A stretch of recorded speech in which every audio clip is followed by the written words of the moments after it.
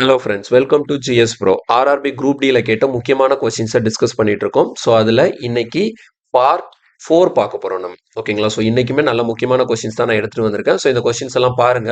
உங்களுக்கு இனி வரக்கூடிய ஃபியூச்சர் எக்ஸாம்ஸுக்கு இந்த கொஸ்டின்ஸ் எல்லாமே ரொம்ப ஹெல்ப்ஃபுல்லாக இருக்கும். அது இல்லாமல் நீங்கள் உங்களோட ரிவிஷனை கொஞ்சம் லைட்டாக அதை பூஸ்டப் பண்ணிக்கிறதுக்காக இந்த கொஸ்டின்ஸ் எல்லாமே உங்களுக்கு ஹெல்ப் பண்ணும். ஸோ டேரெக்டாக நம்ம கிளாஸ்க்குள்ளே போகலாம். ஓகேங்களா? ஸோ இன்னைக்கான ஃபர்ஸ்ட் கொஸ்டின் பாருங்க. In an examination the percentage of students who qualified from school X to the number of students who appeared from that school is 80%. In school Y, the number of students who appeared is 15% more than those from school X, and the number of students who qualified is 30% more than the number who qualified from school X. What is the percentage of students qualified to the number of students who appeared from school Y rounded off to 1 decimal place னு சொல்லியிருக்காங்க. ஆக்சுவலாக அந்த question கொஞ்சம் லென்த்தியான question தான், ஆனால் ரொம்ப ரொம்ப சப்பையான ஒரு கொஸ்டின். என்னன்னு பாருங்க. ஃபர்ஸ்ட் மொதல் ஸ்டேட்மெண்ட் என்ன சொல்லுது? In an examination, the percentage of student who qualified from school X to the number of student who appeared from that school is 80%. அப்படின்னா என்ன அர்த்தம்? எக்ஸுங்கிற ஸ்கூல்ல எவ்வளோ ஸ்டூடெண்ட் எக்ஸாம்க்கு அப்பியர் ஆனாங்களோ அதுல 80% ஆஃப் த ஸ்டூடெண்ட் அந்த எக்ஸாம்ல குவாலிஃபை ஆயிட்டாங்கன்னு சொல்லுது. அப்ப என்ன அர்த்தம்? இந்த இடத்துல பாருங்க எக்ஸ். ஓகேவா? அப்ப அதுல எக்ஸுங்கிற ஸ்கூல்ல அப்பியர் ஆனவங்க குவாலிஃபை ஆனவங்க. ஓகேவா? எவ்வளோ பேர் அப்பியர் ஆனாங்களோ அதுல 80% குவாலிஃபை ஆயிட்டாங்களா? அப்ப அப்பியர் ஆனவங்கள நான் என்ன வச்சுக்கிறேன்? 100ன்னு வச்சுக்கிறேன். அப்ப அதுல குவாலிஃபை ஆனவங்கள என்னன்னு வச்சுக்கலாம்? 80. அப்பியர் ஆனதுல 80%. அப்ப 100ல 80%னா 80. அப்ப இதுதான் இவங்க சொல்லக்கூடிய அந்த முதல் ஸ்டேட்மெண்ட். அடுத்த ஸ்டேட்மெண்ட் பாருங்க. In school Y. அடுத்த ஒய் ஸ்கூல்ல the number of student who appeared is 15% more then those from school X. இப்போ ஒய் ஸ்கூலுக்கு வாங்க. இப்போ ஒய் ஸ்கூல்ல அப்பியர் ஆனவங்க எவ்வளோ பேர் அப்படின்னா, எக்ஸ்ல அப்பியர் ஆனாங்கல்ல, எக்ஸ்ல அப்பியர் ஆனாங்கல்ல, அதை விட 15% ஜாஸ்தியா. அப்ப எக்ஸ்ல எவ்வளவு பேர் அப்பியர் ஆனாங்க? 100 பேரா? அப்ப இங்க எவ்வளவு பேர் அப்பியர் ஆயிருக்காங்க? 115 பேர் அப்பியர் ஆயிருக்காங்கன்னு அர்த்தம். அதே மாதிரி பாருங்க.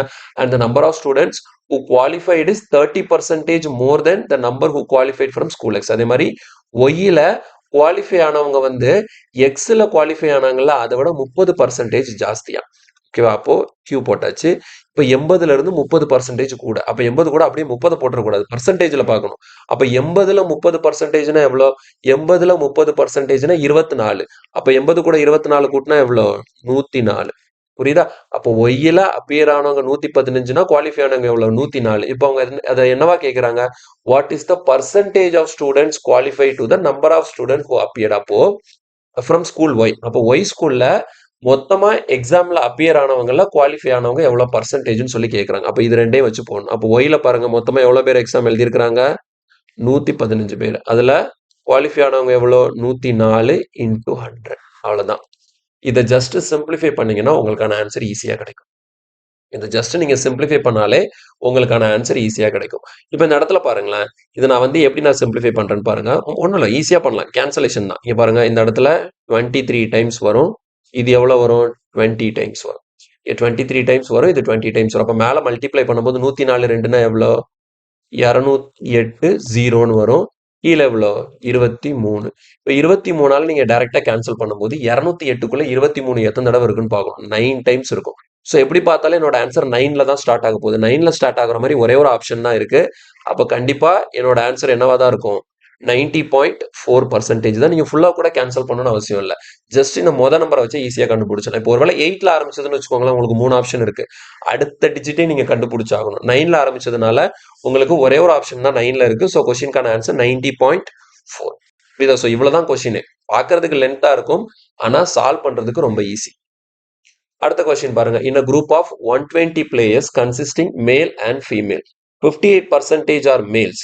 The average weight of the male players is 82 kg, while that of female players is 72 kg. Find the average weight of all the players in the group. Basic average question. ஓகேவா? பேசிக்கான average question. அப்ப பாருங்க, ஒரு குரூப்ல 150 players இருக்கிறாங்களா, மேலும் ஃபீமேலும் சேர்த்து. அதுல 58% மேலா. அப்ப நான் என்ன பண்ணிக்கிறேன்? மேலுக்கும் ஃபீமேலுக்கும் ரேஷியோ போட்டுக்கிறேன். அப்ப மேல் 58%னா பேலன்ஸ் 42% யார் தான் இருப்பா? ஃபீமேல் தான் இருப்பாங்க. அப்ப இதை நம்ம சிம்பிளிஃபை பண்ணிக்கலாமா? இதை நம்ம சிம்பிளிஃபை பண்ணா என்ன வரும் பாருங்க. 29, இந்த இடத்துல 21. அப்ப மேல் ஃபீமேல் ரேஷியோ எப்படி இருக்கு? 29, 21 இருக்கு. அதுக்கப்புறம் என்ன கொடுத்துருக்காங்க? Average weight of male player. Male பிளேயருக்கு ஆவரேஜ் எவ்வளோ இருக்கான்? 82 kg இருக்கான். ஃபீமேல் பிளேயருக்கு ஆவரேஜ் பார்த்தா எவ்வளோ இருக்கான்? 72 kg இருக்கான். அவங்க என்ன கேட்குறாங்க? ஓவராலா மேலுக்கும் ஃபீமேலுக்கும் சேர்த்து ஓவரால் ஆவரேஜ் கேட்குறாங்க. ஓகேங்களா? மொத்த குரூப்புக்கும் சேர்த்து ஆவரேஜ் கேட்குறாங்க. நம்ம டீவியேஷன் மெத்தட் தான் ஃபாலோ பண்ண போகிறோம். டீவியேஷன் மெத்தட் படி என்ன பண்ணலாம்? ஒன்று 82 எடுத்து சால்வ் பண்ணலாம், இல்லைன்னா 72 எடுத்து சால்வ் பண்ணலாம். எப்படி பண்ணுறேன்னு பாருங்க.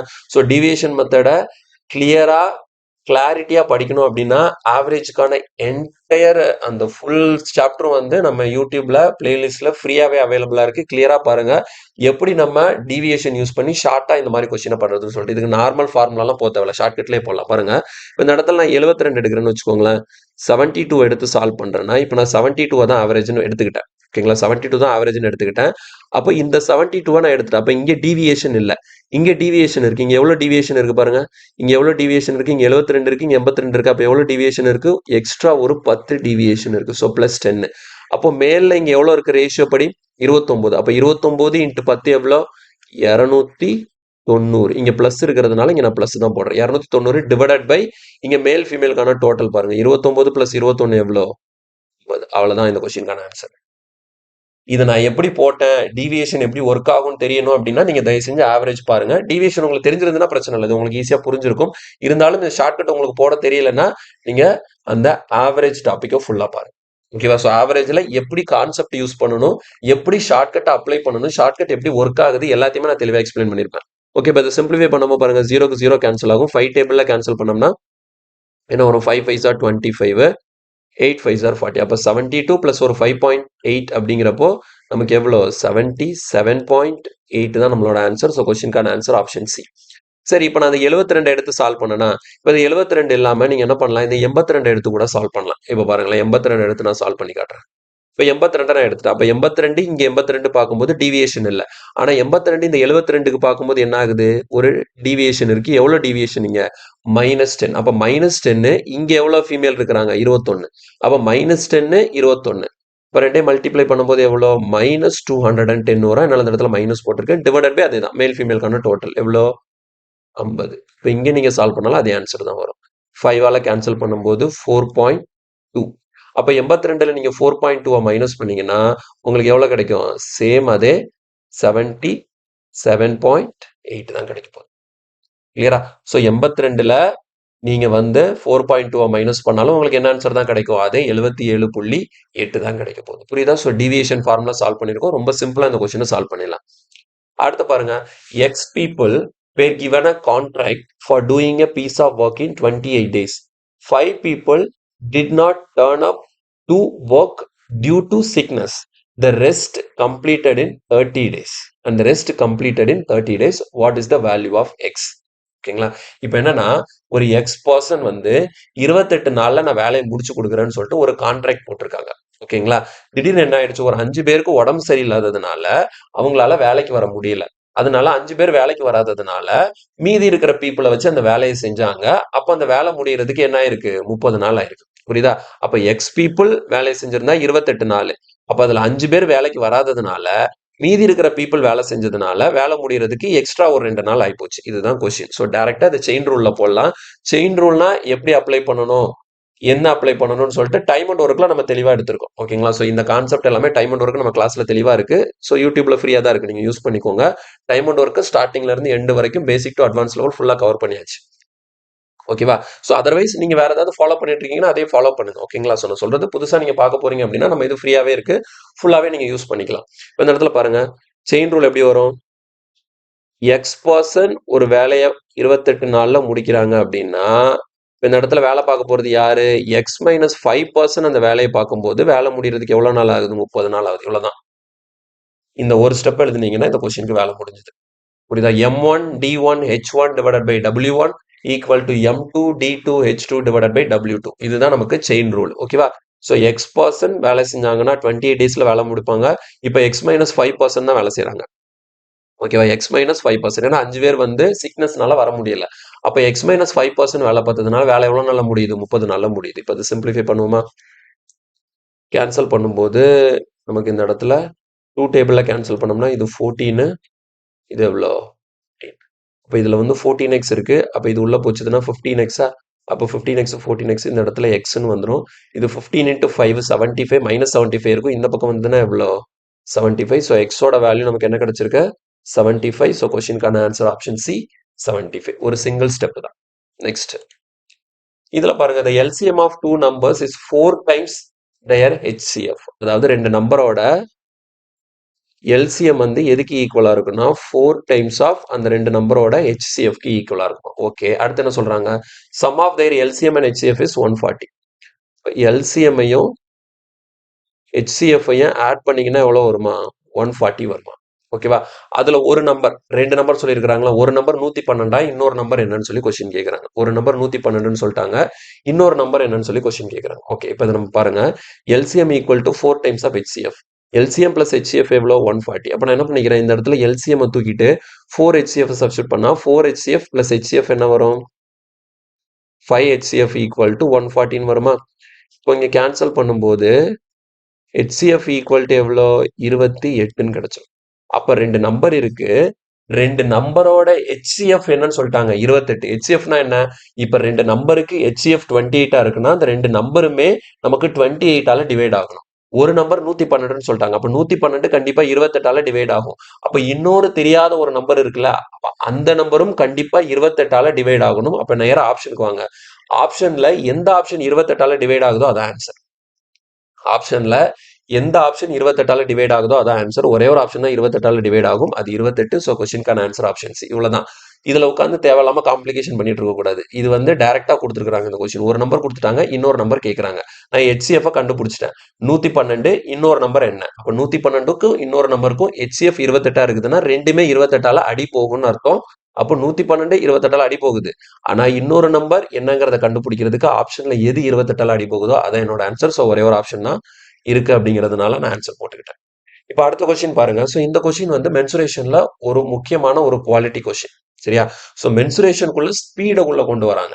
சரியா, இது வந்து இந்த கொஸ்டின் வந்து நம்ம கிளாஸ்ல தெளிவா எக்ஸ்பிளைன் பண்ணியிருக்கோம். ஸோ மென்சுரேஷன் 3D நீங்க பார்த்துருந்தீங்கன்னா இந்த கொஸ்டின் வந்து உங்களுக்கு ஈஸியா கிளியரா அண்டர்ஸ்டாண்ட் ஆயிருக்கும். இதை டக்குன்னு ஒரே ஸ்டெப்ல சால்வ் பண்ணலாம். ஒரு சிங்கிள் லைன்ல அப்படி எழுதிடலாம். பாருங்க, water flows through a cylindrical pipe of diameter 14 centimeter at a speed of 15 km per hour into a rectangular tank 50 meter long and 44 meter wide. How long will it take for the water level in the tank to rise by 21 centimeter? சரியா, so இந்த டயக்ராமா நம்ம explain பண்ணோம் அப்படின்னா இந்த இடத்துல தண்ணி வந்து flow ஆகுது. எது வழியா ஃப்ளோ ஆகுதுன்னா ஒரு சிலிண்ட்ரிக்கல் பைப் வழியா. சரியா, இதுதான் அந்த சிலிண்ட்ரிக்கல் பைப்னு வச்சுக்கோங்க. இது வழியா தண்ணி வருது. தண்ணி வந்து ஒரு டேங்கை ஃபில் பண்ணுது. தண்ணி வந்து என்ன பண்ணுது, ஒரு டேங்கை ஃபில் பண்ணுது. சரி, ஓகே, அந்த டேங்க் பாருங்க, அந்த டேங்க் வந்து எப்படி கொடுத்துருக்காங்க, லென்த்து விட்த்து அது மாதிரிலாம் கொடுத்துருக்காங்களா. அப்போ அந்த டேங்க் என்ன ஷேப்ல இருக்குன்னு அர்த்தம், அந்த டேங்க் வந்து நமக்கு கியூபாய்டு ஷேப்ல இருக்குன்னு. அந்த டேங்க் வந்து நமக்கு கியூபாய்டு ஷேப்ல இருக்கு. சரியா, இந்த டேங்குக்குள்ள தான் என்ன பண்ணுது, இந்த பைப்பு வந்து வாட்டரை ஃபில் பண்ணுது. சரியா, ஸோ ஒரு டேங்க் இருக்கு, இந்த டேங்குக்குள்ள இது வழியா தண்ணி வந்து உள்ள விழுது. சரி, ஓகே, ஸோ இந்த பைப்ல இருந்து தண்ணி வந்து இந்த டேங்கை ஃபில் பண்ணுது. இப்போ டைமென்ஷன் என்னென்ன கொடுத்துருக்காங்கன்னு சொல்லிட்டு பார்ப்போம். ஸோ டைமென்ஷன் பார்க்கும்போது டேங்குக்கு என்ன கொடுத்துருக்காங்க, டேங்கோட லென்த் வந்து என்ன சொல்லியிருக்கிறாங்க 50 மீட்டரா. சரியா, அடுத்தது டேங்கோட விட்டு வந்து என்னவா 44 மீட்டரா. இது வந்து ஓகேங்களா, லென்த்து பிரெத் வந்து 44 மீட்டர் சொல்லியிருக்கிறாங்க.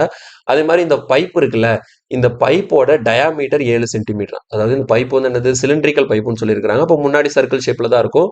இந்த இடத்துல இதோட டயாமீட்டர் வந்து என்னன்னு சொல்லியிருக்காங்க 14 சென்டிமீட்டர். அப்போ இதோட ரேடியஸ் என்னவா இருக்கும் 7 சென்டிமீட்டரா இருக்கும். ரேடியஸ் வந்து 7 சென்டிமீட்டரா இருக்கும்.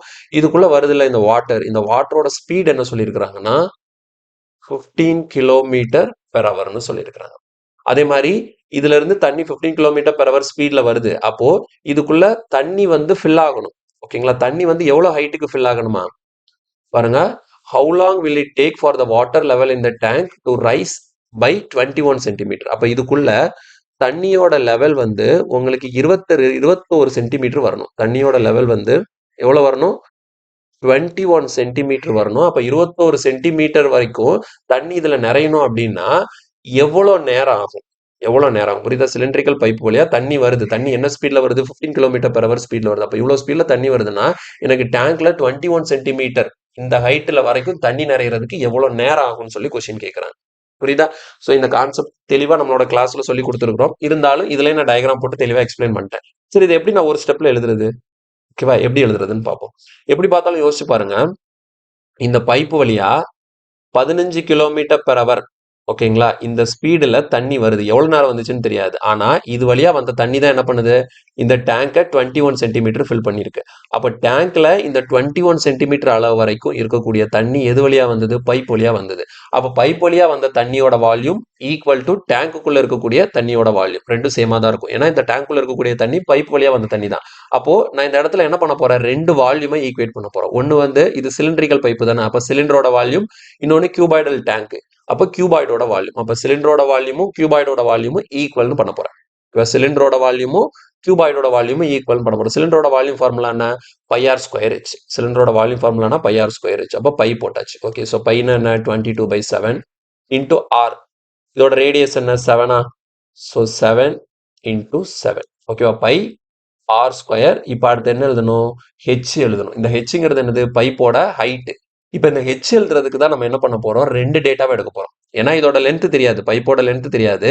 அப்ப இதுல நம்ம என்ன பண்ணிக்க போறோம்னா, இந்த பைப்போட லென்த் எழுதுறதுக்காக இங்க வந்து பாருங்க, இந்த பைப் வழியா வந்த தண்ணியோட ஸ்பீடு, அப்புறம் இந்த தண்ணி எவ்வளவு நேரம் வந்துச்சு, டைம். அப்ப ஸ்பீடையும் டைமையும் மல்டிப்ளை பண்ணா நமக்கு என்ன கிடைக்கும்? டிஸ்டன்ஸ் கிடைக்கும். இந்த மாதிரி கொஸ்டினை பொறுத்த வரைக்கும் அந்த டிஸ்டன்ஸை தான் நம்ம என்னவா எடுத்துக்கணும், இந்த பைப்போட லென்த்தா எடுத்துக்கணும், பைப்போட ஹைட்டா எடுத்துக்கணும். புரியுதா? அப்ப இதுல என்ன எழுத போறேன்? ஸ்பீட் இன்டூ டைம் எழுத போறேன். ஸ்பீட் இன்டூ டைம் எழுதும் போது ஒரு விஷயத்தை நீங்க தெளிவா யோசிக்கணும். இங்க என்ன இருக்கு? 15 கிலோமீட்டர் பெர் ஹவர்னு இருக்கு. இந்த 7ம் சரி, இந்த 7ம் சரி, எதுல எழுதியிருக்கேன்? சென்டிமீட்டர்ல எழுதியிருக்கேன். அப்ப இந்த 15 கிலோமீட்டர் பெர் ஹவர்னு இருக்கிறதுனால இந்த 15 கிலோமீட்டர்னு இருக்கா? அப்ப இந்த கிலோமீட்டரை என்னவா மாத்த போறீங்க? சென்டிமீட்டரா மாத்த போறீங்க. அப்ப கிலோமீட்டரை சென்டிமீட்டரா மாத்தினா எதால மல்டிப்ளை பண்ணும்? யோசிச்சு பாருங்க. இங்க வந்து இந்த இடத்துல 1 மீட்டர் அப்படிங்கிறது எவ்வளோ? 100 சென்டிமீட்டர். ஓகேவா? இதே இது 1 கிலோமீட்டர் அப்படிங்கிறது எவ்வளோ? 1000 மீட்டர். புரியுதா? 1 கிலோமீட்டர்னா 1000 மீட்டர். 1 மீட்டர்னா 100 சென்டிமீட்டர். அப்போ இந்த இடத்துல 1 கிலோமீட்டருங்கிறது நீங்க டைரக்டா சென்டிமீட்டரா மாத்துறீங்கன்னா உங்களுக்கு என்ன வரும்? 1 2 3 4 5 ஜீரோ போடணும். இங்க ஒரு 2 ஜீரோ, இங்க ஒரு 3 ஜீரோ. புரியுதா? 1 கிலோமீட்டருக்குள்ள 1000 மீட்டர் இருக்கு. இந்த 1000 மீட்டர்ல ஒவ்வொரு மீட்டருக்குள்ளேயும் 100 சென்டிமீட்டர் இருக்கு. அப்ப 1000 இன்ட்டு 100 எவ்வளவு? 1,00,000 சென்டிமீட்டர் வரும். நமக்கு இங்க ஸ்பீட் எவ்வளவு இருக்கு? 15 கிலோமீட்டர் இருக்கு. அப்ப 15 கிலோமீட்டர்னா 1 கிலோமீட்டருக்கு 1,00,000 சென்டிமீட்டர்னா 15 கிலோமீட்டருக்கு எவ்வளோ? 15 லட்சம் போடணும். 1 2 3 4 5 0. இந்த யூனிட் தான் ரொம்ப ரொம்ப முக்கியம். அப்ப ஸ்பீடை நான் என்ன பண்ணிருக்கேன்? 15 கிலோமீட்டர்னு இருந்ததை சென்டிமீட்டர் பெர் ஹவர்னு மாத்திட்டேன். அப்ப இந்த இடத்துல டைம் ஈக்குவல் டு, ஸோ இதுல வந்து நமக்கு லெஃப்ட் ஹேண்ட் சைடு என்ன வந்துருச்சு? சிலிண்டரோட வால்யூம் ஃபார்முலா வந்துருச்சு. இப்போ ரைட் சைடு கியூபாய்டோட வால்யூம் ஃபார்முலா எழுதணும். கியூபாய்டோட வால்யூம் ஃபார்முலா என்ன? L into B into H. So இது வரைக்கும் எல்லாமே சென்டிமீட்டர்ல தான் எழுதியிருக்கேன். இப்போ இங்க பாருங்க, எல் எவ்வளோ? 50 மீட்டர்னு இருக்கு. அப்போ 50 மீட்டர்னா சென்டிமீட்டரா மாற்றும் போது என்னது? 100ஆல மல்டிப்ளை பண்ணா அப்போ 5000னு வரும். அதே மாதிரி பிரெத் பாருங்க, 44னு இருக்கு. அப்போ 100ஆல மல்டிப்ளை பண்ணீங்கன்னா 4400 இன்டூ ஹைட்டு சென்டிமீட்டர்ல தான் இருக்கு. ஸோ அதனால டைரக்டா என்ன பண்ணிக்கலாம்? 21ன்னு போட்டுக்கலாம். அவ்வளவுதாங்க முடிஞ்சு. இந்த ஒரு ஸ்டெப்பை எழுதிட்டீங்க அப்படின்னா இது அவ்வளோத்தையும் கேன்சல் பண்ணும்போது டைரக்டா எனக்கு டைம் என்னங்கிறது கிடைச்சிடும். கிளியரா புரியுதா? ஸோ கான்செப்ட் தெளிவாக கவனிச்சுக்கோங்க. இது ரொம்ப ரொம்ப முக்கியமான கொஸ்டின். நமக்கு குரூப் டிக்கே இந்த கொஸ்டின்லாம் கேட்கறாங்கன்னா கண்டிப்பா என்டிபிசிக்கு இதை எதிர்பார்க்கலாம், இந்த மாதிரி கேள்விகளை. சரியா? இது கஷ்டம் கிடையாது. இந்த மாதிரி கொஸ்டின் வந்து கஷ்டமே கிடையாது. கால்குலேஷன்ல கூட அவங்க பெரிய கஷ்டம் வைக்க மாட்டாங்க. உங்களுக்கு இதோட கான்செப்ட் தெரிஞ்சுன்னா அந்த டயக்ராம்ல உட்காந்து வரையணும்னு அவசியம் இல்லை. டேரக்டா அந்த ஸ்டெப் எழுதி கடகடன் கேன்சல் பண்ணிட்டு போயிட்டே இருக்கலாம். ஆனா யூனிட் கன்வர்ஷன் ரொம்ப ரொம்ப முக்கியம். எல்லாத்தையும் தெளிவா பார்க்கணும். ஸ்டெப் பை ஸ்டெப்பா ஒவ்வொன்றா பார்க்கணும்னா தயவு செஞ்சு மென்சுரேஷனை கிளியரா படிங்க. ஓகேங்களா? மென்சுரேஷன் நீங்க எதுல படிச்சாலும் கிளியரா படிங்க. உங்களுக்கு எதுல படிக்கணும்னு தெரியல அப்படின்னா தயவு செஞ்சு நான் கிளாஸ் எடுத்திருக்கிறேன். 2D கிளியரா இந்த மாதிரி கொஸ்டின்ஸ் எல்லாத்தையுமே கவர் பண்ணி எடுத்துருக்கணும். 2D அண்ட் 3D சேர்த்து அதை கிளியரா பார்த்தீங்கன்னா உங்களுக்கு ஒரு ப்ராப்பரான ஐடியா கிடைக்கும். சரி, ஓகே. இப்போ இதை நம்ம கேன்சல் பண்ணலாம் பாருங்க. 7க்கு 7 கேன்சல் ஆயிடும். இப்போ இந்த 5000 இருக்கா? அப்போ இந்த 3 ஜீரோக்கு இங்க ஒரு 3 ஜீரோவை தூக்கிடலாம். அடுத்து இங்க ஒரு 2 ஜீரோக்கு இங்க இருக்கிற இன்னொரு 2 ஜீரோவை தூக்கிடலாம். இப்போ 5 டேபிள்ல கேன்சல் பண்ணா இங்க என்ன வரும்? 3 டைம்ஸ் வருமா? அப்ப 7 டேபிள்ல இங்க கேன்சல் பண்ணா ஒரு 3 டைம்ஸ் வருமா? 3க்கு 3 கேன்சல் ஆயிருமா? 22ஆல இங்க 44 கேன்சல் பண்ணா என்ன வரும்? 2 வரும். ஸோ பாருங்க, எல்லாமே கேன்சல் ஆயிடுச்சு. ஃபைனலா டி ஈக்குவல் டு என்ன இருக்கு? 2 இருக்கு. So answer is 2 hours. அப்ப 2 மணி நேரம் ஆகும். இந்த பைப் வழியா 15 கிலோமீட்டர் பெர் ஹவர் ஸ்பீட்ல வாட்டர் வந்து டேங்கை 21 சென்டிமீட்டர் ஃபில் பண்றதுக்கு. ஓகேவா? ஸோ ரொம்ப very most important question. Okay, next question பாருங்க. After selling an article at a discount of 20%, the profit percentage obtained is 32%. What is the markup percentage னு சொல்லி question கேட்டிருக்காங்க. ஆல்ரெடி போன கிளாஸ்ல இதே மாதிரி டிஸ்கவுண்ட் அப்புறமேட்டு ப்ராஃபிட் வச்சு ஒரு கொஸ்டின் பார்த்துருந்தோம். அதுல நான் வந்து ஒரு ஷார்ட்கட் ஃபார்முலா எழுதியிருந்தேன். என்ன எழுதியிருந்தேன் பாருங்க, mark price divided by cost price. Mark பிரைஸ்க்கும் காஸ்ட் பிரைஸ்க்கும் ரேஷியோ எப்படி இருக்குன்னு சொல்லியிருந்தேன், 100 plus or minus profit or loss percentage divided by 100 minus discount percentage. இதை மாற்றி கூட எழுதலாம், சிபி பை எம்பியும் போடலாம், எம்பி பை சிபியும் போடலாம், அது உங்களோட விருப்பம். ஓகேவா? So mark price cost price. Mark பிரைஸ்னா 100 plus or minus profit or loss percentage, cost பிரைஸ்னா 100 மைனஸ் டிஸ்கவுண்ட் பர்சன்டேஜ். அப்போ இந்த இடத்துல நான் எழுதும் போது மார்க் பிரைஸ் டிவைடட் பை சிபின்னு எழுதிக்கிறேன். அப்போ பாருங்க ப்ராஃபிட் எவ்வளோ நமக்கு 32%. அப்போ 100 பிளஸ் 32 132ன்னு வரும். டிவைடட் பை டிஸ்கவுண்ட் எவ்வளோ 20%. அப்போ 100 மைனஸ் 20 எவ்வளோ 18 கிடைக்கும். இதை நம்ம சிம்பிளிஃபை பண்ண போறோம். சரியா? இது சிம்பிளிஃபை பண்ணும்போது பாருங்க, நமக்கு ஜஸ்ட் 4 டேபிளே கேன்சல் பண்ணும். அப்போ நமக்கு 2 4s are 8. இங்கே நமக்கு என்ன வரும், 3 4s are 12, 3 4s are 12. அப்போ மார்க் பிரைஸ் 33ன்னு இருக்குன்னா காஸ்ட் பிரைஸ் எவ்வளோ இருக்கு, 20ன்னு இருக்கு. நமக்கு மார்க் அப் பர்சன்டேஜ் கேட்குறாங்க. மார்க் அப் பர்சன்டேஜ்னா என்னது, காஸ்ட் பிரைஸை விட மார்க் பிரைஸ் எவ்வளவு சதவிகிதம் அதிகமாயிருக்கு, மார்க் பிரைஸ் காஸ்ட் பிரைஸ்ல இருந்து எவ்வளவு பர்சன்டேஜ் அதிகப்படுத்தி வச்சிருக்காங்க, அதுதான் mark percentage. So mark percentage, mark price, cost price இதை பத்திலாம் தெளிவா தெரியணும்னா நம்ம கிளாஸ்ல இருக்கு ப்ராஃபிட் அண்ட் லாஸ் டிஸ்கவுண்ட் சாப்டர்ல எல்லாத்தையும் தெளிவா எக்ஸ்பிளைன் பண்ணியிருக்கோம். ஸோ உங்களுக்கு பார்க்கணும்னா ஃபுல்லா ஒர்க்கு அதுல போய் பார்த்துக்கோங்க. சரியா? ஸோ 20ல இருந்து எவ்வளவு இன்க்ரீஸ் ஆயிரும் பாருங்க, காஸ்ட் பிரைஸ் 20 இருக்கு, மார்க் எவ்வளவு மார்க் அதிகமா பண்ணி வச்சிருக்காங்க, 13 ரூபாய். இப்போ 20 ரூபால இருந்து 13 ரூபாய் ஜாஸ்தி பண்ணி வச்சிருக்காங்க. அதை பர்சன்டேஜா மாற்றும் போது இன்டூ 100. இதை கேன்சல் பண்ணும்போது எவ்வளோ வருது, 5. ஸோ 13 into 5 எவ்வளோ, 65% இஸ் த மார்க்அப் பர்சன்டேஜ். அப்போ காஸ்ட் பிரைஸை மார்க் பிரைஸை விட 65% ஜாஸ்தி பண்ணி வச்சிருக்காங்கன்னு அர்த்தம். புரியுதா? ஸோ சிம்பிளான கொஸ்டின் தான். அடுத்தது பாருங்க, in an election between two candidates 80% of the total voters cast their vote. Out of the total votes cast, 10% were declared invalid if candidate A secured 70% of the valid votes and candidate B received the rest. And the total number of eligible voters are 50,000. How many votes did candidate A receive? So இது ஒரு single step question தான். மொத்தமா eligible voters எவ்வளோ, 50,000 பேர். மொத்தமா eligible voters எவ்வளோ, 50,000 பேர். இதுல 80% தான் ஓட்டு போட்டிருக்கிறாங்களாம். ஸோ அப்போ இதுல 80% தான் ஓட்டு போட்டிருக்கிறாங்க. அதனால இது 80% பார்த்துருக்கேன். அப்படி ஓட்டு போட்டதுல 10% என்ன ஆயிடுச்சு, இன்வேலிட் ஆயிடுச்சு. அதை எடுத்துக்க கூடாது. அப்போ ஓட்டு போட்டதுல 10% இன்வேலிட் ஆயிடுச்சுன்னா அப்போ வேலிட் எவ்வளோ, மீதி இருக்கக்கூடிய 90% தான். புரியுதா? இங்க என்ன பண்ணி வச்சிடக்கூடாது, 80ல 10 இன்வேலிட் ஆயிடுச்சு அப்ப மீதி 70ன்னு சொல்லி போட்டு வச்சிடக்கூடாது. இந்த மாதிரி கேள்விகள் எழுதும் போது எப்பவுமே 100ல இருந்து தான் கழிக்கணும், 100ல இருந்து தான் கூட்டணும். புரியுதா? சோ 10% இன்வேலிடு, அப்ப மீதி 90% தான் வேலிட் ஓட்டு. இந்த வேலிட் ஓட்டுல தான் கேண்டிடேட் ஏ எவ்வளவு பர்சன்டேஜ் வாங்கினாரா, 70% வாங்கினாராம். சோ அப்ப இதுல 70% ஆஃப் த ஓட்டு தான் கேண்டிடேட் ஏ வாங்கினது. இதை சால்வ் பண்ணீங்கன்னா உங்களுக்கான ஆன்சர் டைரக்டா. ஓகே, அடுத்தது ஃபுல்லா மல்டிப்ளை பண்றதுக்கு 5 8s are 40, 5 8s are 40, 9 7s are 63. ஓகேவா? இப்போ ஒரு 0 இருக்கு, இங்க ஒரு 0 இருக்குல்ல. ஸோ 40ஐயும் 630ஐயும் மல்டிப்ளை பண்ணும். ஸோ எப்படி மல்டிப்ளை பண்றோம்னு பாருங்க. இங்க 4 இருக்கு, 63 இருக்கு. அப்போ 3 4s are 12, balance 1, 6 4s are 24. அப்போ 25, 2 0. So answer is 25,200. ஸோ கொஸ்டினுக்கான answer option D, 25,200 is the correct answer. 25,200. அடுத்து பாருங்க, the perimeter of an equilateral triangle is 3/5 of the perimeter of the square of diagonal 16 root 2 cm. Find the ratio between the area of the triangle and the area of the square. So ஒரு குவாலிட்டியான question தான் இது. என்ன சொல்லிட்டாங்க, ஒரு equilateral ட்ரையாங்கிளோட perimeter எதுக்கு ஈக்குவலா இருக்குமா, 3/5 of the perimeter of the square. ஸ்கொயரோட பெரிமீட்டர்ல 3/5க்கு ஈக்குவலா இருக்குமா. அந்த ஸ்கொயரோட டயகனல் எவ்வளவா, 16 root 2. அப்ப தெளிவா யோசிச்சு பாருங்க, ஒரு ஸ்கொயர் இருக்கு, அந்த ஸ்கொயரோட டயகனல் வந்து உங்களுக்கு 16 root 2 அப்படின்னா அந்த ஸ்கொயரோட சைடு என்னவா இருக்கும், 16ஆ இருக்கும். ஏன்னா டயகனல் ஃபார்முலா என்ன, ஸ்கொயரோட டயகனல் ஃபார்முலா என்ன, ஸ்கொயரோட டயகனல் ஃபார்முலா ஏ ரூட். ஸ்கொயரோட டயகனல் ஃபார்முலா என்ன, ஏ ரூட் 2. இவங்க எவ்வளவு கொடுத்துருக்காங்க, 16 root 2ன்னு சொல்லியிருக்காங்க. அப்ப ஏயோட வேல்யூ எவ்வளவுதான், 16. அப்போ ஸ்கொயரோட சைடு எவ்வளோ, 16. ஸ்கொயரோட சைடு எவ்வளோ, 16. அப்போ ஸ்கொயரோட பெரிமீட்டர் என்னவா இருக்கும், 4a. 4a 16 into 6, sorry 16 into 4, இல்லை 4 இன்ட்டு 16 எவ்வளோ வரும், 64. இப்போ ஸ்கொயரோட பெரிமீட்டர், இந்த இடத்துல ஃபுல்லாக ஸ்கொயர் எழுதியிருக்குண்ணே. ஸோ ஸ்கொயரை பற்றி பேசியிருக்கோம். ஸ்கொயரோட சைடு 16ன்னு கண்டுபிடிச்சிட்டா அப்போ ஸ்கொயரோட பெரிமீட்டர் எவ்வளோ, 64. ஓகே, இப்போ இந்த இடத்துல ஒரு ஈக்குவலேட்டர் ட்ரையாங்கிளை பற்றி பேசுகிறோம். பாருங்க, ஈக்குவலேட்டர் ட்ரையாங்கிளோட perimeter. So perimeter of equilateral triangle எப்படி இருக்கும் அப்படின்னா 3/5 ஆஃப், ஓகேவா. ஸோ 3/5 ஆஃப் என்னவா, 3/5 of perimeter of square. Perimeter of square எவ்வளோ 64. புரியுதா உங்களுக்கு? இந்த இடத்துல இங்க நான் பீன் போட்டிருக்கிறது ஸ்கொயரோட பெரிமீட்டர், இங்க நான் பீன் போட்டிருக்கிறது ஈக்குவலேட்டர் ட்ரையாங்கிளோட பெரிமீட்டர். ஸோ ஈக்குவலேட்டர் ட்ரையாங்கிளோட பெரிமீட்டர் எதுக்கு ஈக்குவலா இருக்குமா? 3/5 ஆஃப் த பெரிமீட்டர் ஆஃப் ஸ்கொயரா. அப்ப ஈக்குவலேட்டர் ட்ரையாங்கிளோட பெரிமீட்டர் ஃபார்முலா என்ன? 3a. ஈக்குவலேட்டர் ட்ரையாங்கிளோட பெரிமீட்டர் ஃபார்முலா என்ன? 3a. அப்ப இந்த 3a தான் எதுக்கு ஈக்குவலா இருக்கு? 3/5 ஆஃப் 64க்கு ஈக்குவலா இருக்கு. அப்ப 3க்கு 3 தூக்கி விட்டுருங்க. அப்ப a ஈக்குவல் டு என்னன்னு வரும்? 64/5. ஓகேவா? அப்ப பாருங்க, இந்த a16ங்கிறது ஸ்கொயரோட சைடு, இந்த a64/5ங்கிறது ஈக்குவலேட்டர் ட்ரையாங்கிளோட சைடு. அப்போ ஸ்கொயருக்கும் சைடு தெரியும், ஈக்குவலேட்டர் ட்ரையாங்கிளுக்கும் சைடு தெரியும். என்ன கேட்குறாங்க? Ratio between the area of triangle. ட்ரையாங்கிளோட ஏரியாக்கும், ஓகேவா, area of triangle is to என்னது? Area of square. Area of square.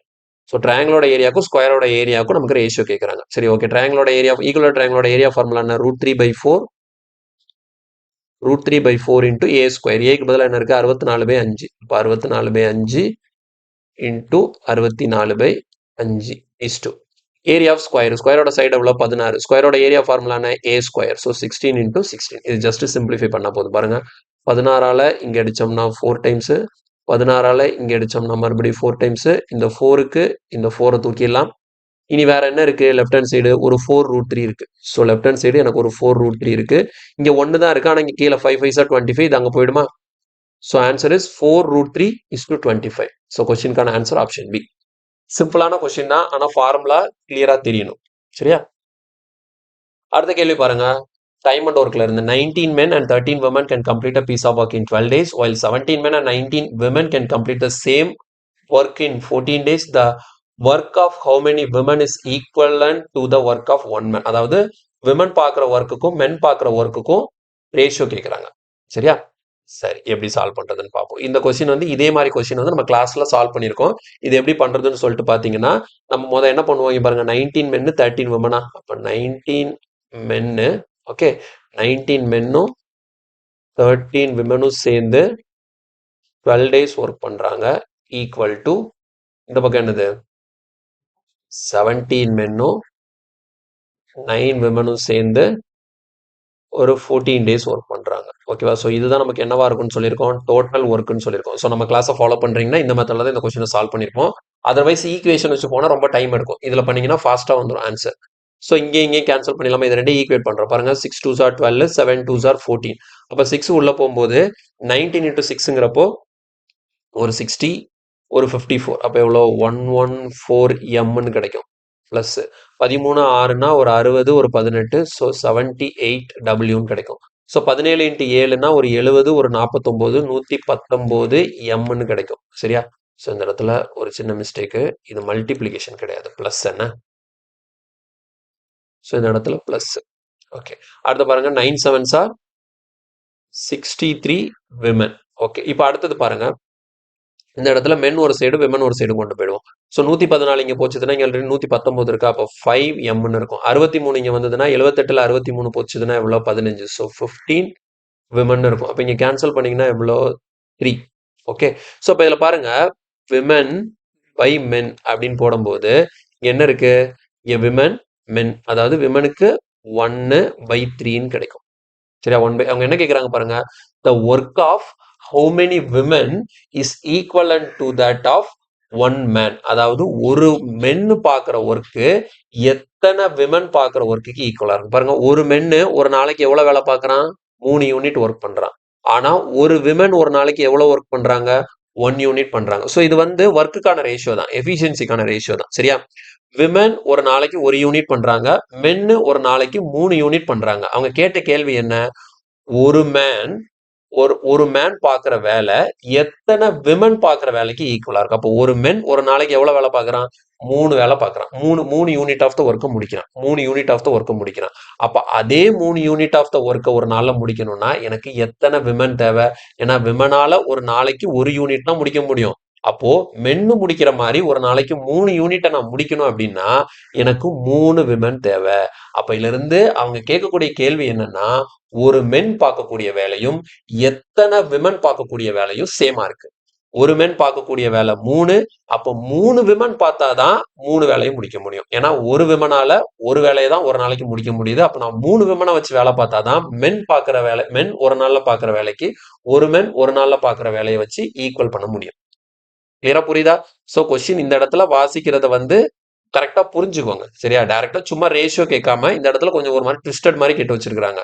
The work of how many women. ஓகேங்களா? The work of how many women. அதாவது எத்தனை விமனோட work is equivalent to the one மேனோட work. ஒரு மேனோட ஒர்க் எத்தனை விமனோட ஒர்க்குக்கு ஈக்குவல்னு கேட்கறாங்க. ஒரு மேனோட ஒர்க் எவ்வளவு? 3. அப்போ ஒரு விமனோட ஒர்க் 1. அப்போ 3 விமனோட ஒர்க் தான் ஒரு மேனோட ஒர்க்குக்கு ஈக்குவல். இதுதான் இந்த கொஸ்டின்ல சொல்லப்பட்ட விஷயம். கிளியரா? ஸோ இவ்வளவுதான் ஸ்டெப். இந்த மாடல் முக்கியமான மாடல், டைம் கன்சூமிங் மாடலும் கூட. இது நமக்கு சிஜிஎல் வரைக்குமே இந்த மாதிரி கொஸ்டின்ஸ் எல்லாம் கேட்டுட்டு தான் இருக்காங்க. அடுத்த கேள்வி பாருங்க, இந்த மீடியன் ஆஃப் த டேட்டா. ஓகேங்களா? அப்படின்னு சொல்லிட்டு கொஞ்சம் நம்பர்ஸ் கொடுத்துருக்காங்க. ஸோ மீடியன் வந்து எவ்வளோன்னு சொல்லிட்டாங்க? 12ன்னு சொல்லிட்டாங்க. மீடியன் வந்து எவ்வளோன்னு சொல்லியாச்சு? 12ன்னு சொல்லியாச்சு. ஓகே. ஸோ மீடியன் 12ன்னு சொல்லிட்டாங்க. கரெக்ட். இப்போ இதுல வந்து என்னன்னா இடையில ஒன்று மட்டும் எப்படி இருக்கு? கே பிளஸ் 5ன்னு இருக்கு. அப்போ இந்த கேயோட வேல்யூ என்னன்னு சொல்லி கொஸ்டின் கேட்குறாங்க. அப்போ இந்த கொஸ்டினை சால்வ் பண்றதுக்கு கொஞ்சம் கவனமா பண்ணணும். ஃபர்ஸ்ட் மீடியன் எழுதுறதுக்கான ப்ரொசீஜர் என்ன? மீடியன் எழுதுறதுக்கான ப்ரொசீஜர் என்ன? கொடுத்துருக்கிற டேட்டாவை அசெண்டிங் ஆர்டர்ல எழுதணும். சரி, ஓகே, நான் அசெண்டிங் ஆர்டர்ல எழுதுறேன். அதில் ஒரு டேட்டா எனக்கு வந்து கே பிளஸ் 5ன்னு இருக்கு. இந்த கே பிளஸ் 5 எங்க வைக்கிறதுன்னு எனக்கு தெரியாது. அதனால கே பிளஸ் 5 விட்டுட்டு மீதி இருக்கக்கூடிய நம்பர்ஸ் நீங்க அசெண்டிங் ஆர்டர்ல எழுதுங்க. அப்போ அசெண்டிங் ஆர்டர்ல எழுதும்போது என்ன வரும்? ஃபர்ஸ்ட் 4, 4க்கு அப்புறம் என்ன இருக்கு? 4, அடுத்து 6 இருக்கா, அடுத்து 7 இருக்கு, 8 இல்ல, 9 இருக்கு, அடுத்த 10 இல்ல, 11 இருக்கு, அடுத்த 12, 13, 14, 15, அடுத்த 15 இருக்கா? ஓகே, 15 இருக்கு. ஸோ 15க்கு அப்புறம் இங்க 16 இருக்கு. 15, 16, 15, 16, 16க்கு அப்புறம் வேற என்ன இருக்கு? 20 இருக்கு. தென் 23 இருக்கு. மொத்தம் எத்தனை நம்பர்னு பார்த்துக்கோங்க. 2, 4, 6, 8, 10 நம்பர் இருக்கு. அப்ப 2, 4, 6, 8, 9 எழுதிட்டேன். ஒன்று வந்து என்னது? K plus 5. இப்போ இந்த இடத்துல கே பிளஸ் 5 இதோட மதிப்பு தெரியல, அதனால இது எங்க ஃபிட் பண்றது நமக்கு தெரியல. ஓகேங்களா? ஆனா என்ன சொல்லிட்டாங்க? இதோட மீடியன் 12ன்னு சொல்லிட்டாங்க. மீடியன் கண்டுபிடிக்கிறதுக்கான ப்ரொசீஜர் என்ன? நமக்கு சென்டர்ல இருக்கக்கூடிய வேல்யூ எடுப்போம். அப்ப இங்க மொத்தமா எத்தனை டேட்டா இருக்கு? கே பிளஸ் 5ஓட சேர்த்து 10 டேட்டா இருக்கு. அப்ப 10 டேட்டா இருக்குன்னா மிடில் எனக்கு 2 வேல்யூ கிடைக்கும். அந்த 2 வேல்யூவையும் ஆட் பண்ணி 2ஆல டிவைட் பண்ண எனக்கு மீடியன் கிடைக்கும். இதுதான் மீடியன் கண்டுபிடிக்கிறதுக்கான ப்ரொசீஜர். ஆனா இந்த கே பிளஸ் 5 எனக்கு எங்க சொருகிறதுனே தெரியல. எங்க சொருகிறதுன்னு தெரிஞ்சாதான் எனக்கு மிடில் இருக்கக்கூடிய 2 வேல்யூ என்னங்கிறத கரெக்டா பிக் பண்ண முடியும். அதனால இந்த கொஸ்டினை சால்வ் பண்றதுக்கு பெஸ்ட் மெத்தட் என்ன தெரியுமா? த்ரூ ஆப்ஷன் போறது தான். ஒவ்வொரு ஆப்ஷனா எடுத்துக்கோங்க. ஒவ்வொரு ஆப்ஷனா எடுத்து கேக்கு பதிலாக நீங்க சப்ஸ்டியூட் பண்ணி பாருங்க. அந்த வேல்யூ இங்க போட்டு மீடியன் கால்குலேட் பண்ணி பாருங்க. எந்த ஆப்ஷனை நீங்க கேக்கு சப்ஸ்டியூட் பண்ணும்போது உங்களுக்கு மீடியன் 12 கிடைக்குதோ அதான் ஆன்சர். கிளியரா புரியுதா? ஸோ நான் செக் பண்றேன் பாருங்க. ஃபர்ஸ்ட் ஆப்ஷன் என்ன இருக்கு? 7 இருக்கு. சரி, ஓகே, நான் கேக்கு பதிலா 7 போட்டேன்னு வச்சுக்கோங்களேன். என்ன வரும்? 7 + 5 12 வரும். 12 எங்க எங்க வைப்போம்? 12னா கண்டிப்பா இந்த 11க்கும் 15க்கும் நடுவில் கண்டிப்பா இந்த இடத்துல தான் நம்ம 12 போடுவோம். ஓகே, ஓகேவா? நான் ஏ ஆப்ஷனை ட்ரை பண்றேன். ஏ ஆப்ஷன் ட்ரை பண்ணும்போது கேக்கு 7, 7 கொண்டு இந்த கேக்கு பதிலாக சப்ஸ்டியூட் பண்ணா இந்த வேல்யூ எப்படி இருக்கு? கே பிளஸ் 5ன்னு இருக்கு. அப்போ 7 + 5 12. அப்போ இந்த இடத்துல போடுவேன். அப்போ மிடில் வேல்யூ 2 எது வரும்? இந்த 11ம் 12ம் வரும். மிடில் வேல்யூ என்ன வரும்? 11ம் 12ம் வரும். அப்போ 11க்கும் 12க்கும் ரெண்டையும் ஆட் பண்ணி நீங்க 2ஆல டிவைட் பண்ணா உங்களுக்கு 12 வருமானு பாத்தீங்கன்னா 12 வராது. ஸோ அதனால ஏ ஆன்சர் இல்லை. ஏ ஆப்ஷன் ஆன்சர் இல்லை. ஏ எலிமினேட் பண்ணியாச்சு. ஓகேவா? அடுத்து பாருங்க என்ன ஆப்ஷன் இருக்கு? பி ஆப்ஷன் இருக்கு. பி ஆப்ஷன் இருக்கு 8 இருக்கு. அப்ப 8ன்னா 8 + 5 எவ்வளோ? இதோட மதிப்பு எவ்வளோ? 13. அப்ப இந்த இடத்துல 12க்கு பதிலாக என்ன செக் பண்ணி பார்ப்போம்? அப்போ 12 வராது. இப்போ 13 வருதான்னு சொல்லிட்டு செக் பண்ணி பார்ப்போம். 13னாலும் இந்த பொசிஷன்ல தான் போட்டாகணும். 11க்கு அப்புறம் தான் 13 வரும். அப்போ மிடில் வேல்யூ உங்களுக்கு என்ன வருது? 11, 13 வருது. 11ஐயும் 13ஐயும் ஆட் பண்ணா எவ்வளோ? 24. 24/2 எவ்வளோ? 12. ஸோ மீடியன் உங்களுக்கு என்ன கிடைச்சிருச்சு? 12 கிடைக்குது. ஸோ கொஸ்டின்கான ஆன்சர் என்ன? Option B 8. இவ்வளவுதான். ஓகேவா? இது சும்மா உட்காந்து லாஜிக்கா இங்க வைக்கலாமா, அங்க வைக்கலாமா, இங்க வைக்கலாமா, அங்க வைக்கலாமான்னு சொல்லிட்டு யோசிச்சுட்டு இருந்தீங்கன்னா உங்களுக்கு டைம் தான் வேஸ்ட் ஆகும். ஸோ ரொம்ப சிம்பிளா இந்த கொஸ்டினை சால்வ் பண்றதுக்கு ஆப்ஷன் போறது தான் பெஸ்ட் மெத்தட். சரியா? 7 வச்சு பார்க்கும்போது 12 வந்துச்சு. அப்ப 11ஐயும் 12 தான் மிடில் நம்பரா இருக்கும்.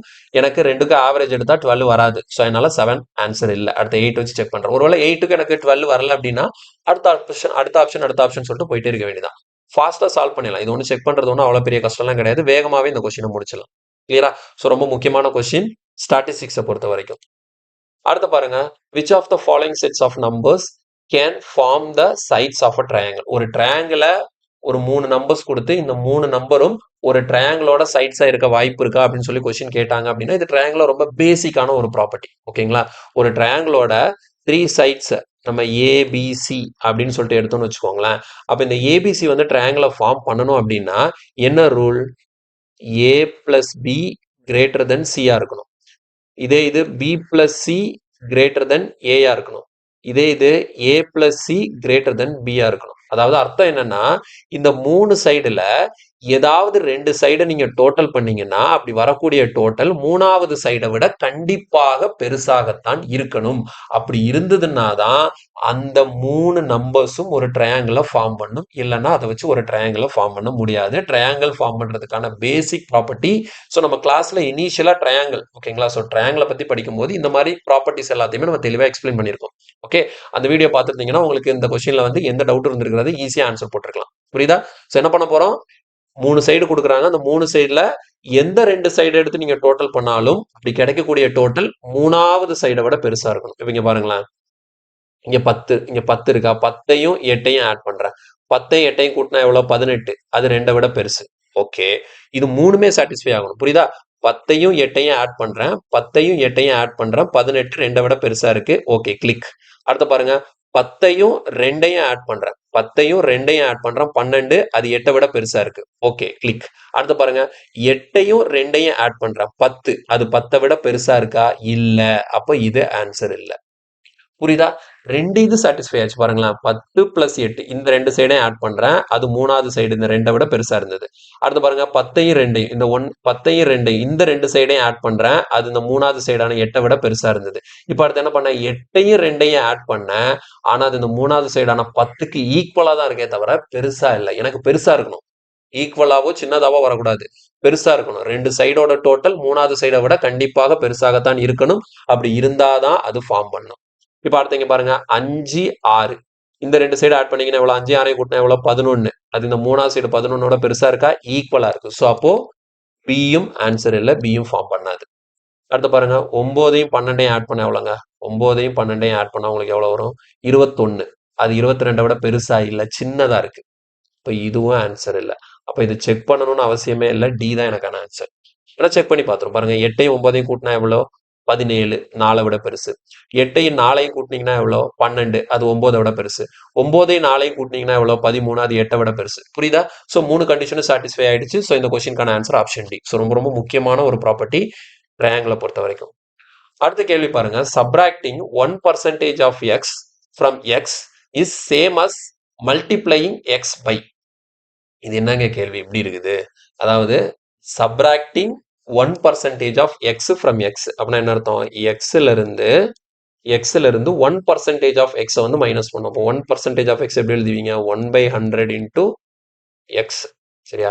இந்த இடத்துல எக்ஸ் மல்டிப்ளிகேஷன் எல்லாம் ஒரே மாதிரி இருக்கு, அதனால எக்ஸை கொஞ்சம் வித்தியாசமா எழுதும். சரியா? ஸ்மால் லெட்டர் எக்ஸ் போட்டுக்கிறேன். சரியா?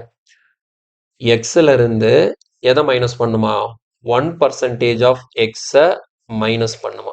எக்ஸ்ல இருந்து 1% ஆஃப் எக்ஸை மைனஸ் பண்ணுமா? அப்படி மைனஸ் பண்ணும்போது உங்களுக்கு கிடைக்கக்கூடிய வேல்யூ வந்து எக்ஸ் இன்டூ மல்டிப்ளிகேஷன். இப்போ ஒன்றும் இல்லை, இதை சிம்பிளிஃபை பண்ணுங்க, உங்களுக்கு ஆன்சர் கிடைச்சிடும். இதை சிம்பிளிஃபை பண்ண என்ன வரும் பாருங்க, எக்ஸ் மைனஸ் 1/100 இன்டூ எக்ஸா. அப்போ இதை நம்ம எப்படி எழுதிக்கலாம்? எக்ஸ் மைனஸ் 1/100 என்னது? 0.01 எக்ஸ். கரெக்டா? 1/100 என்னது? 0.01. அப்போ எக்ஸ்ல இருந்து 0.01 மைனஸ் பண்ணனா உங்களுக்கு எவ்வளவு கிடைக்கும்? எக்ஸ்ல இருந்து 0.01 உங்களுக்கு மைனஸ் பண்ண எவ்வளவு கிடைக்கும்? 0.99 எக்ஸ்ன்னு கிடைக்கும். அவ்வளவுதான், முடிஞ்சது. இப்போ கேள்வி என்ன கேட்குறாங்க பாருங்க, subtracting 1% of X from X. அப்போ 1% ஆஃப் எக்ஸை எக்ஸ்ல இருந்து கழிக்கும் போது உங்களுக்கு ஒரு ஆன்சர் கிடைக்குது இல்ல, அது இஸ் சேம் அஸ் மல்டிப்ளையிங். அப்படி உங்களுக்கு கிடைக்கக்கூடிய ஆன்சர் வந்து எக்ஸ் கூட எதை மல்டிப்ளை பண்ணி கிடைக்குது அப்படின்னு சொல்லி கேட்குறாங்க. அப்போ எக்ஸ் கூட இதான் உங்களோட ஆன்சரு. இந்த ஆன்சர்ல வந்து எக்ஸ் வந்து எது கூட மல்டிப்ளை ஆயிருக்கு? 0.99. அப்போ ஆன்சர் என்ன? Option A 0.99. இந்த மாதிரி கேள்வி கேட்கும்போது வாசிக்கிறதுக்கு நிறைய பேருக்கு கஷ்டமா இருக்கும். என்ன கேட்குறாங்க அப்படிங்கிறது ஒரு மாதிரி குழப்பமா இருக்கும். ஒண்ணுமே கேட்கல, ரொம்ப சிம்பிளான ஒரு விஷயத்த கேட்குறாங்க. எக்ஸ்ல இருந்து 1% ஆஃப் த எக்ஸை மைனஸ் பண்ணு. அப்படி மைனஸ் பண்ணும்போது உனக்கு ஒரு ரிசல்ட் கிடைக்கும். அந்த ரிசல்ட்ல எக்ஸ் எது கூட மல்டிப்ளை ஆயிருக்குன்னு சொல்லி கொஸ்டின் கேட்குறாங்க. எக்ஸ் எது கூட மல்டிப்ளை ஆயிருக்கு? 0.99 கூட மல்டிப்ளை ஆயிருக்கு. ஸோ கொஸ்டினுக்கான ஆன்சர் 0.99. இவ்வளவுதான். அடுத்து பாருங்க the sides of a triangle 120 cm 174 cm 126 cm what is its area.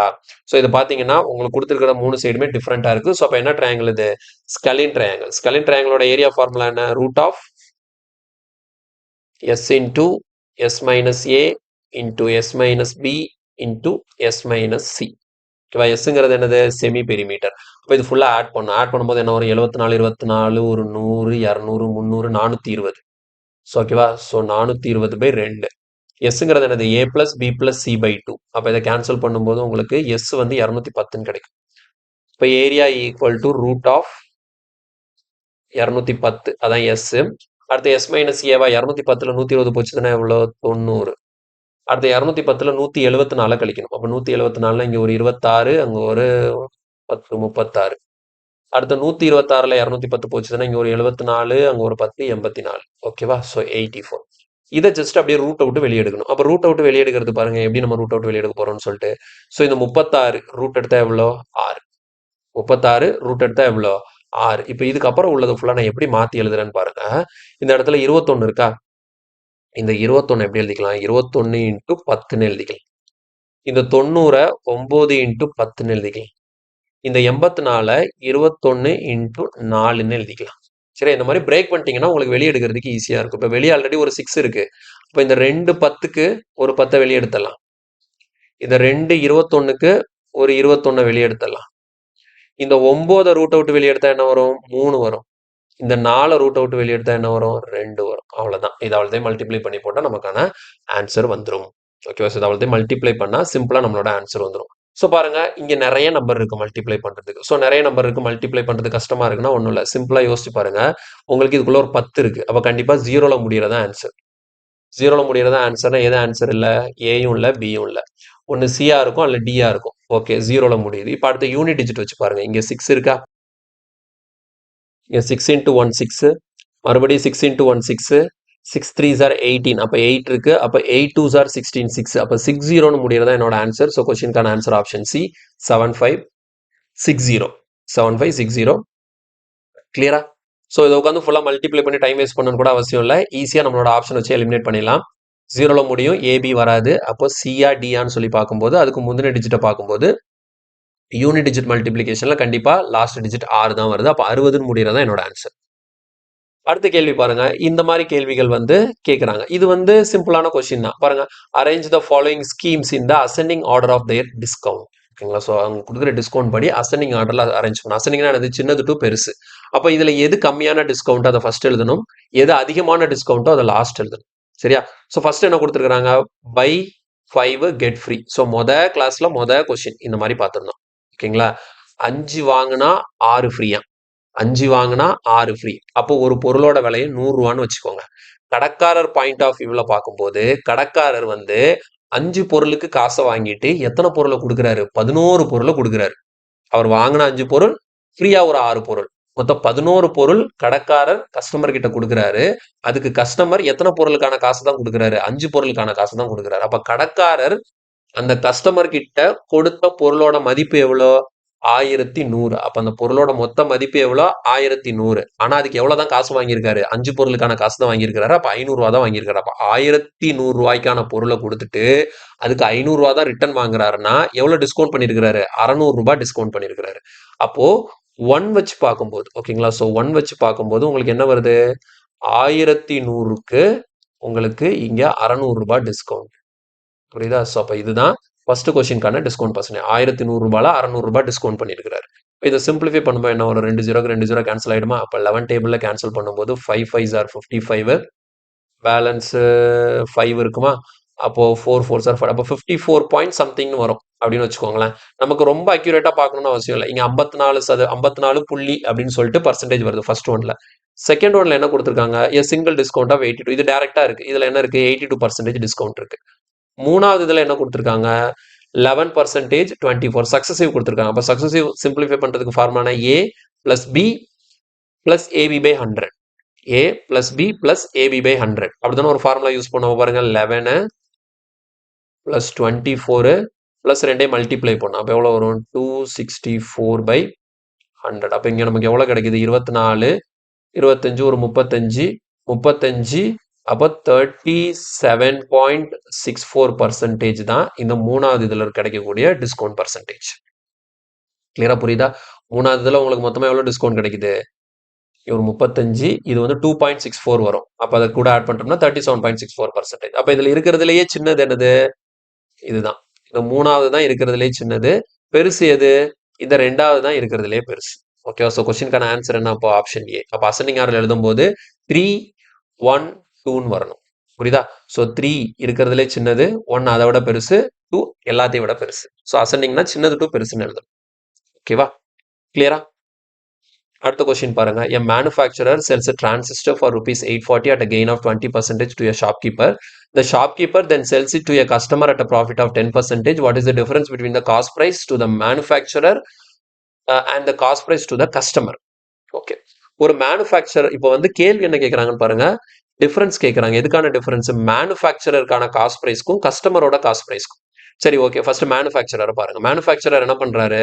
டிரான்சிஸ்டரை 840 ரூபாய்க்கு வித்திருக்கிறாரு. அதுல அவருக்கு கெயின் எவ்வளவு கிடைச்சிருக்கு? 20% கெயின் கிடைச்சிருக்கு. யார்கிட்ட வித்திருக்கிறாரு? ஷாப்கீப்பர் கிட்ட. இப்போ இங்க வந்து எப்படி போகுது அப்படின்னா, மேனுஃபேக்சரர் வந்து யார்கிட்ட விற்கிறாங்க? ஷாப்கீப்பர் கிட்ட விற்கிறாங்க. ஷாப்கீப்பர் யார்கிட்ட விற்கிறாரு? கஸ்டமர் கிட்ட விற்கிறாரு. அப்போ இந்த மேனுஃபேக்சரர் ஷாப்கீப்பர் கிட்ட விற்கும் போது என்ன பண்ணாரு? 20% ப்ராஃபிட் வச்சு வித்தாரு. இந்த ஷாப்கீப்பர் என்ன பண்றாரு? அவர் கஸ்டமர் கிட்ட விற்கும் போது 10% ப்ராஃபிட் வச்சு விற்கிறாரு. கரெக்டா?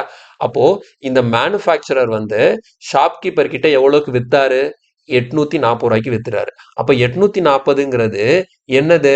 இந்த மேனுஃபேக்சரருக்கு செல்லிங் பிரைஸ். புரியுதா?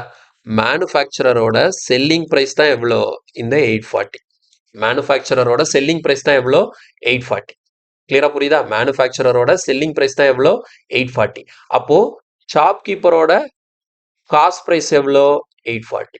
புரியுதா? இதெல்லாம் நமக்கு தேவையில்ல. ஆனா இருந்தாலும் நம்ம புரிஞ்சுக்கணும் என்ன நடக்குதுன்னு சொல்லிட்டு. மேனுஃபேக்சரர் 840 ரூபாய்க்கு ஷாப்கீப்பர் கிட்ட வித்திருக்கிறாருன்னா, ஷாப்கீப்பர் 840 ரூபா கொடுத்து அந்த டிரான்சிஸ்டரை வாங்கியிருக்கிறாரு.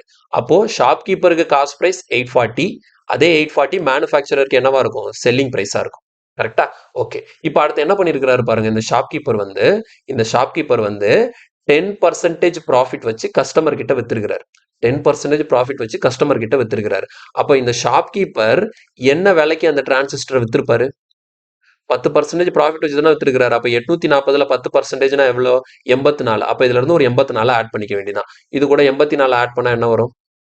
இது கூட ஒரு 84 ஆட் பண்ணோம்னா நமக்கு 924. இப்போ இந்த ஷாப்கீப்பர் என்ன பண்ணாரு? 840 ரூபாய்க்கு வாங்கி அதுல இருந்து 10% லாபம் வச்சு 924 ரூபாய்க்கு யார்கிட்ட வித்திருக்கிறாரு? கஸ்டமர் கிட்ட வித்திருக்கிறாரு. அப்ப கஸ்டமருக்கான காஸ்ட் பிரைஸ் எவ்வளோ? 924. கிளியரா புரியுதா? சோ ஷாப்கீப்பருக்கு செல்லிங் பிரைஸா இருக்கிறது கஸ்டமருக்கு காஸ்ட் பிரைஸா மாறுது. மேனுஃபேக்சரருக்கு செல்லிங் பிரைஸா இருக்கிறது ஷாப்கீப்பருக்கு காஸ்ட் பிரைஸா மாறுது. ஓகே. இவங்க என்ன கேட்டாங்க?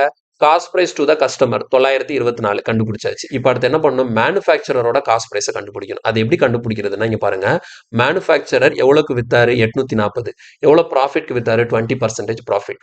ஓகேவா? ஸோ அப்போ 20% ப்ராஃபிட்னா நமக்கு எப்படி பண்ணுவோம்? Cost price selling price ratio எப்படி போடுவோம் பாருங்க. காஸ்ட் பிரைஸ் வந்து 100ன்னு வைப்போமா?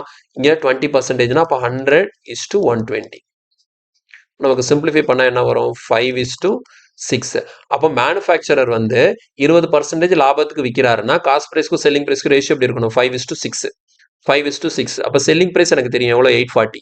அப்போ 6 தான் 840னா 5 யூனிட்ஸ் எவ்வளோன்னு பார்க்கும்போது மேனுஃபேக்சரர் என்ன ரேட்டுக்கு அதை வாங்கினாருங்கிறது தெரிஞ்சிடும். பாருங்க, 6ஆல கேன்சல் பண்ணும்போது 166, 4 6 24. அப்போ 5 into 140 பார்க்கும்போது நமக்கு எவ்வளோ? 700. அப்போ காஸ்ட் பிரைஸ் வந்து எவ்வளோ? 700. அப்போ மேனுஃபேக்சரர் 700 ரூபாய்க்கு வாங்கியிருந்தா தான் அதை 840க்கு விற்கும் போது அவருக்கு 20% ப்ராஃபிட் கிடைக்கும். புரியுதா? அப்போ காஸ்ட் பிரைஸ் ஆஃப் மேனுஃபேக்சரர் எவ்வளோ? 700. காஸ்ட் பிரைஸ் ஆஃப் கஸ்டமர் எவ்வளோ? 924. இது ரெண்டுக்கும் டிஃபரன்ஸ் கேட்குறாங்களா? ஸோ அப்போ கொஸ்டினுக்கான ஆன்சர் எவ்வளோ? 224. ரொம்ப ரொம்ப சிம்பிளான கொஸ்டின் தான். புரியணுங்கிறதுக்காக கொஞ்சம் லென்த்தியாக எக்ஸ்பிளைன் பண்ணியிருக்கேன். வேற ஒன்றும் இல்லை. புரியுதா? ஸோ கனெக்ட் பண்ணிக்கோங்க. மேனுஃபேக்சரருக்கு செல்லிங் பிரைஸ் இருக்கு. மேனுஃபேக்சரர் 20% ப்ராஃபிட்ல வித்தாருன்னு சொல்லியிருக்கு. இது ரெண்டையும் வச்சு மேனுஃபேக்சரோட காஸ்ட் பிரைஸை கண்டுபிடிச்சலாம். அதே மாதிரி ஷாப்கீப்பர் வந்து அப்போ ஷாப்கீப்பர் வந்து 840 ரூபாய்க்கு வாங்கியிருக்காரு. 10% லாபம் வச்சு கஸ்டமர் கிட்ட வித்திருக்காருன்னா அப்போ ஷாப்கீப்பர் 924 ரூபாய்க்கு கஸ்டமர்கிட்ட வித்திருப்பாரு. அப்போ கஸ்டமர் 924 ரூபா கொடுத்து அந்த பொருளை வாங்கியிருப்பாரு. அப்போ கஸ்டமரோட காஸ்ட் பிரைஸ் எவ்வளோ? 924. இது ரெண்டுக்கும் டிஃபரன்ஸ் பார்க்கும்போது நமக்கு என்ன கிடைக்குது answer 224 is the correct answer. Okay, அடுத்த கொஸ்டின் பாருங்க. Thomas is 38 years old. His nephew is 26 years younger than him. In how many years will Thomas' age be 14 years less than thrice times his nephew's age? So இப்போ இந்த question பார்த்தீங்கன்னா ஈக்குவேஷனாக போடுறதுக்கு ரொம்ப கஷ்டமா இருக்கும். சரியா, ஈஸி தான், ஆனால் எடுத்த உடனே போட்டு புரிஞ்சுக்கிறது கொஞ்சம் கஷ்டம். அதனால இந்த கொஸ்டினை ஈஸியாக சால்வ் பண்ணுறதுக்கு நம்ம என்ன பண்ண போறோம்னா, இங்க பாருங்க, தாமஸுக்கு எத்தனை வயசா இப்போ 38 வயசு. தாமஸோட நெஃப்யூக்கு இப்போ எவ்வளோ வயசா, தாமஸை விட ஒரு 26 வயசு கம்மி. அப்போ இதில் 26 கழிச்சா எவ்வளோ வரும், 26 கழிச்சா 12. சரியா, தாமஸோட நெஃப்யூக்கு இப்போ 12 வயசு. தாமஸ்க்கு 38 வயசு, தாமஸோட நெஃப்யூஸ்க்கு எவ்வளோ, சரி நெஃப்யூக்கு எவ்வளோ, 12 வயசு. இப்போ கேள்வி என்ன கேட்குறாங்க, இன் ஹவு மெனி இயர்ஸ் அப்படின்னா என்ன அர்த்தம், எத்தனை வருஷத்துக்கு அப்புறம் will Thomas age be 14 years less than 3 times of his nephew's age? அப்போ எத்தனை வருஷம் கழிச்சு தாமஸோட வயசு அவங்க நெஃப்யூவோட வயசுல 3 மடங்கை விட 14 கம்மியா இருக்கும் அப்படின்னு சொல்லி கொஸ்டின் கேட்கிறாங்க. 3 மடங்கை விட 14 கம்மியா இருக்கும்னு சொல்லி கொஸ்டின் கேட்கிறாங்க. அப்ப இந்த கொஸ்டினை சால்வ் பண்றதுக்கு பெஸ்ட் வழி என்ன தெரியுமா, த்ரூ ஆப்ஷன் போறதுதான். ஆப்ஷன்ல போனீங்கன்னா இந்த கொஸ்டினை ஈஸியா ஆன்சர் பண்ணிடலாம். ஸோ ஒவ்வொரு ஆப்ஷன் எடுத்து ட்ரை பண்ணி பார்க்குறேன். பாருங்க, ஃபர்ஸ்ட் என்ன பண்ணுவோம், ஏ ஆப்ஷன் எடுப்போம். ஏ ஆப்ஷன்ல என்ன இருக்கு, எத்தனை வருஷத்துக்கு அப்புறம் தானே கேள்வி கேட்கறாங்க. அப்ப ஏ ஆப்ஷன் படி 5 வருஷம் கழிச்சு.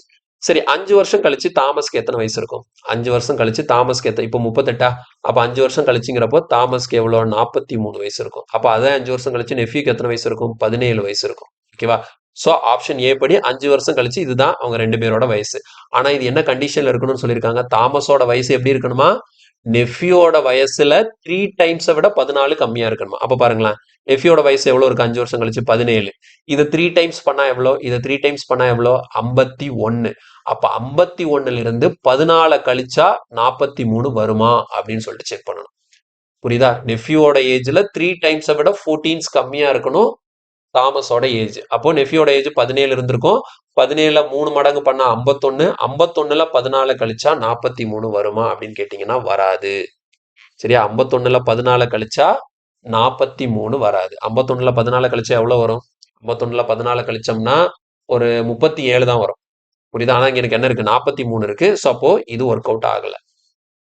சரி, 2 வருஷம் கழிச்சு, செகண்ட் ஆப்ஷன் படி 2 வருஷம் கழிச்சு போய் பார்ப்போம். 2 வருஷம் கழிச்சுன்னா இவருக்கு 38, அப்ப எவ்வளவு 40 இருக்கும், இங்க 14 இருக்கும். இவருக்கு 14 இருக்கு, இவருக்கு 40. இப்ப செக் பண்ணி பார்ப்போம். பாருங்க, நெஃப்யூவோட ஏஜ் 3 மடங்கு பண்ணுங்க. 14 × 3 எவ்வளோ, 14 × 3ன்னா எவ்வளவு வரும், 42. 14 × 3ங்கிறப்போ 42. 42ல இருந்து 14 கழிச்சா 40 வருமா, இல்ல. 40ல இருந்து 2 கழிச்சாதான் 40 வரும். அப்ப இதுவும் வரல. சோ செகண்ட் ஆப்ஷனும் ஆன்சர் இல்ல. அடுத்த தேர்ட் ஆப்ஷன் ட்ரை பண்ணி பாருங்க. 8, 38 கூட 8 கூட்டினா எவ்வளோ, தாமஸ்க்கு அப்ப 46 வயசு இருக்கும். இங்க 12, 12 கூட 8 கூட்டினா எவ்வளோ, 20. இப்ப செக் பண்ணி பாருங்களேன், நெஃப்யூவோட வயசை 3 மடங்கு பண்ணணும். இதுல 3 மடங்கு எவ்வளோ, 60. 60ல 14 கழிச்சா எவ்வளோ, 46 வருமா. 60ல 14 போச்சுதுன்னா எவ்வளோ, 60ல 14 போச்சுதுன்னா 46 வருது. கரெக்ட். ஸோ இப்போ கொஸ்டினுக்கான ஆன்சர் என்ன, ஆப்ஷன் சி, 8 தான் ஆன்சர். புரியுதா, ஏன்னா 8 வருஷம் கழிச்சு தான் நெஃப்யூவோட ஏஜை 3 மடங்கு பண்ணி அதுல 14 கம்மியா தாமஸோட வயசு இருக்கும் அப்படின்னு சொல்லி கொஸ்டின் அப்படின்னு கரெக்டா வருது. பாருங்க, 20ல 3ஆல பெருக்குனா 60, 60ல 14 கழிச்சிங்கன்னா எவ்வளோ, 46. கரெக்டா தாமஸோட வயசு வந்துருச்சா. அப்போ ஆன்சர் இஸ் ஆஃப்டர் 8 இயர்ஸ். கிளியரா. ஸோ இதை ஈக்குவேஷனா எழுதினீங்கன்னா தேவையில்லாத டைம் தான் வேஸ்ட். புரியுதா. ஸோ அப்போ இந்த மாதிரி கொஸ்டினை வந்து கொஞ்சம் ஸ்மார்ட்டா யோசிக்கணும். ஸோ இது மாதிரி வித்தியாசமான கொஸ்டின்லாம் கேட்குறாங்க. இதெல்லாம் ப்ராக்டிஸ் பண்ணும்போது இன் ஃபியூச்சர்ல நீங்க எழுதக்கூடிய எக்ஸாம்ஸுக்கு இப்படிலாம் கேள்விகள் வருதுங்கிறது உங்களுக்கு பார்க்கறதுக்கு, புரிஞ்சுக்கிறதுக்கு, அதை ஈஸியா சால்வ் பண்றதுக்கு ரொம்பவே ஏதுவா இருக்கும். கிளியரா. ஓகே, ஸோ இதோட இன்னைக்கு கிளாஸ் முடிச்சுக்கலாம். ஓகேவா. ஸோ இனி அடுத்த கிளாஸ்ல மீட் பண்றோம். இன்னைக்கு பார்த்த கொஸ்டின்ஸ் எல்லாமே உங்களுக்கு கண்டிப்பா ஒரு கிளாரிட்டி கொடுத்துருக்கும் நான் நம்புறேன். ஸோ ஏதாவது டாபிக்ல நீங்க ஸ்ட்ராங்கா இல்லை, கொஸ்டின் சரியா தெரியல அப்படின்னா அதுல கொஞ்சம் இன்னும் கூட ப்ராக்டிஸ் பண்ணுங்க. அதுல கொஞ்சம் உங்களோட மார்க்ஸை வந்து பூஸ்ட் பண்றதுக்கு ட்ரை பண்ணுங்க. ஓகே, ஸோ வீடியோ பிடிச்சிருந்தா லைக் பண்ணுங்க, ஃப்ரெண்ட்ஸ் எல்லாருக்கும் ஷேர் பண்ணுங்க, மறக்காம நம்ம சேனலுக்கு சப்ஸ்கிரைப் பண்ணி சப்போர்ட் பண்ணுங்க. அடுத்த கிளாஸ்ல மீட் பண்றேன். தேங்க்யூ.